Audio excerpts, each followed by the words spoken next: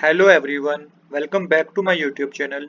आज हम करेंगे डीके गोयल क्लास 12th की अकाउंटेंसी का चैप्टर 1 जिसका नाम है accounting for partnership firm fundamental का सॉल्यूशन नंबर 3। क्वेश्चन नंबर 3 मैंने ऑलरेडी नोट कर रखा है। क्वेश्चन नंबर 3 हमें कह रहा है X Y Z are partner in a firm. Their capital as on 1st April 2022 were rupees 5 lakh, 4 lakh and 3 lakh respectively. On 1 July 2022, they introduced further capital of rupees 1 lakh, 80,000 and 50,000 respectively. On 1st February 2023, Y withdraw rupees 15,000 from his capital. Interest is to be allowed 8% per annum on the capital. Compute interest on capital for the year ending 31 March 2023। देखिए interest on capital पे based है ये question, बहुत ही simple question है। Question कह रहा है कि तीन पार्टनर हैं एक्स वाई जेड जिन्होंने 1 अप्रैल 2022 को अपने फर्म में कैपिटल लगाई। एक्स ने 5 लाख रुपीस लगाए, वाई ने 4 लाख रुपीस और जेड ने 3 लाख रुपीस अपने बिजनेस में लगाए। 1 जुलाई 2022 को इन्होंने डिसाइड किया कि इनकी कैपिटल थोड़ी और इंक्रीज की जाए, मतलब कि इन्होंने चाहा कि इनने जो कैपिटल लगाई है, इन्होंने जो कैपिटल लगाई है उसको थोड़ा और बढ़ाया जाए। तो एक्स ने 1 लाख रुपीस और इंट्रोड्यूस कर दिए, वाई ने 80,000 रुपीस इंट्रोड्यूस कर दिए और जेड ने 50,000 रुपीस अपने फर्म में और इंट्रोड्यूस कर दिए। 1 फरवरी 2023 को वाई ने अपनी कैपिटल में से 15,000 रुपीस विड्रॉल कर लिए, मतलब कि निकाल लिए। इंटरेस्ट बता रखा है कैपिटल पे 8% पर एनम पे आपको कैलकुलेट करना है। ईयर एंडेड है 31 मार्च 2023। आपको हर पार्टनर का इंटरेस्ट ऑन कैपिटल कैलकुलेट करना है। तो सबसे पहले हम एक्स का इंटरेस्ट ऑन कैपिटल कैलकुलेट करेंगे। तो एक्स ने देखिए 1 अप्रैल 2022 को 5 लाख रुपीस लगाए थे और उसके बाद इसने अपनी कैपिटल जो इंक्रीज की 1 जुलाई 2022 को की। तो 1 अप्रैल से लेके जुलाई तक कितने मंथ होते हैं? अप्रैल, मई, जून, मतलब 30 जून तक ही हम करेंगे क्योंकि 1 जुलाई यहाँ पे मेंशन है। तो 3 मंथ पे आपको सबसे पहले इंटरेस्ट कैलकुलेट करना है 5 लाख अमाउंट पे। तो देखिए 5 लाख रुपीस पे 5 लाख रुपीस कैपिटल इंट्रोड्यूस की थी 3 महीने के लिए। 3 मंथ हमने क्यों लिया? क्योंकि उसके बाद उसने अपने कैपिटल को इंक्रीज कर दिया, इसलिए अभी के लिए आपको 3 मंथ लेना है। और रेट ऑफ इंटरेस्ट 8% है। तो किस तरीके से कैलकुलेट करेंगे?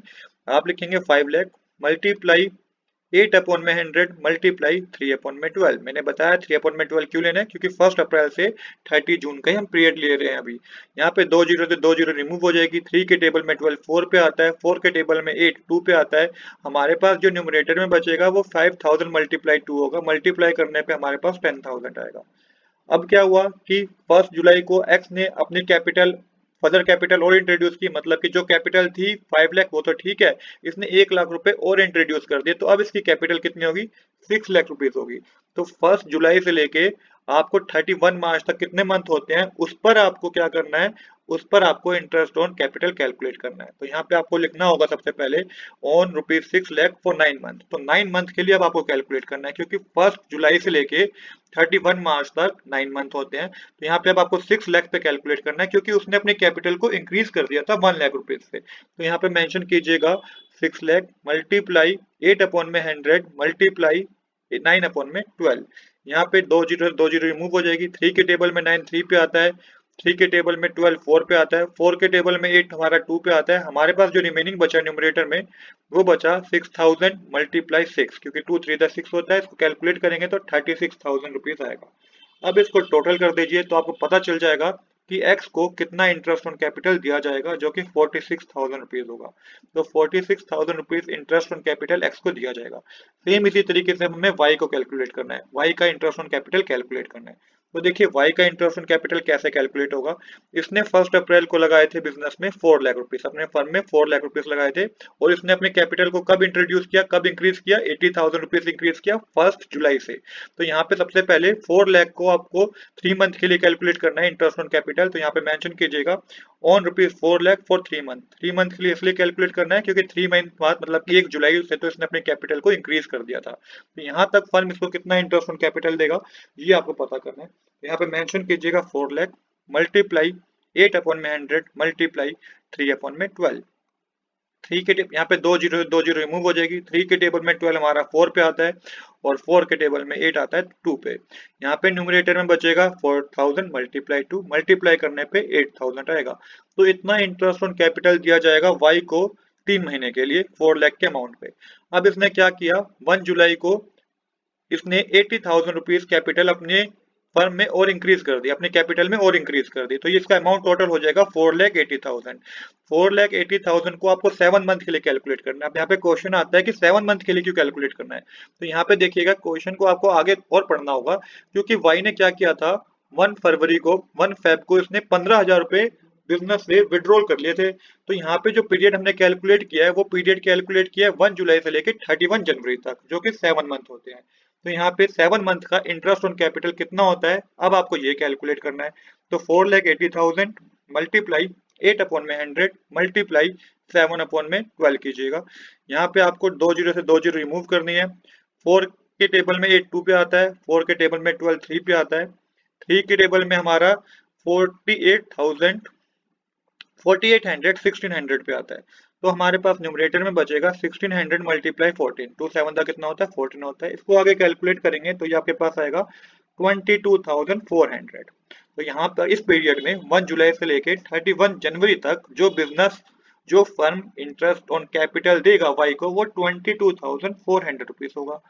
अब आपको आगे और पढ़ना है, जो कि इसने क्या करा था, 1 फरवरी को 15,000 रुपए क्या किए थे, बिजनेस से विड्रॉल किए थे, मतलब कि निकाल लिए थे। तो यहाँ तक 31 जनवरी तक इसकी कैपिटल 4,80,000 थी। अब इसने 15,000 रुपए बिजनेस से निकाल लिए, तो इसकी कैपिटल कितनी बची, 4,65,000। और कितने महीने के लिए, 2 महीने के लिए आपको कैलकुलेट करना है, क्योंकि फरवरी और मार्च 2 महीने होते हैं। तो यहाँ पे जो कैपिटल होगी 4,65,000 होगी फॉर 2 मंथ। तो यहाँ पे 4,65,000 मल्टीप्लाई कीजिएगा 8/100 मल्टीप्लाई कीजिएगा 2/12।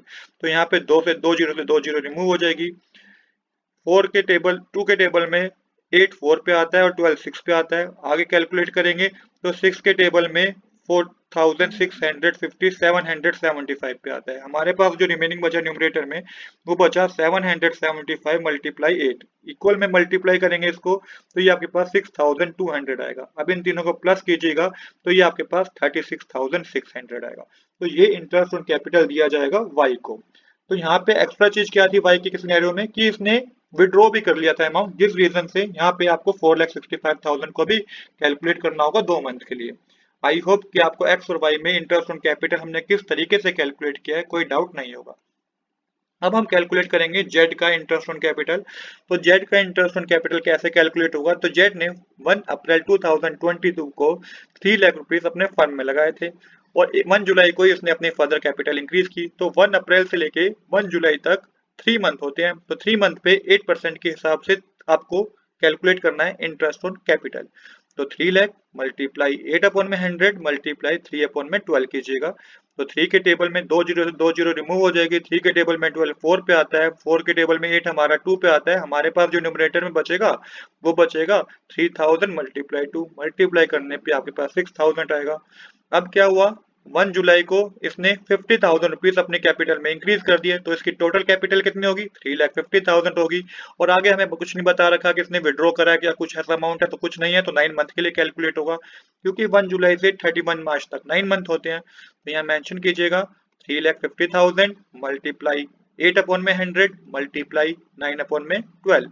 यहाँ पे आपको 2 जीरो रिमूव करनी है। 4 के टेबल में 8 2 पे आता है, 12 3 पे आता है, 3 के टेबल में 9 हमारा 3 पे कैलकुलेट होता है। हमारे पास जो न्यूमरेटर में बचेगा वो बचेगा 3,500 मल्टीप्लाई 6।